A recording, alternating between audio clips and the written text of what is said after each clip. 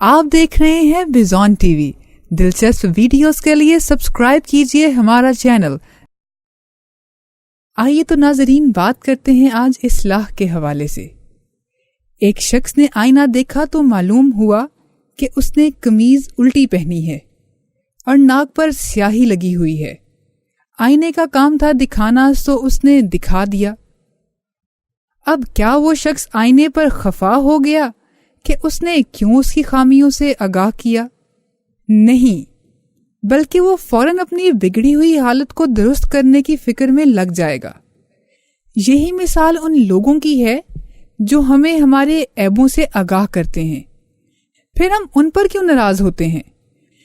وہ بھی تو در حقیقت ہمیں ہماری روح کا آئینہ دکھا رہے ہوتے ہیں۔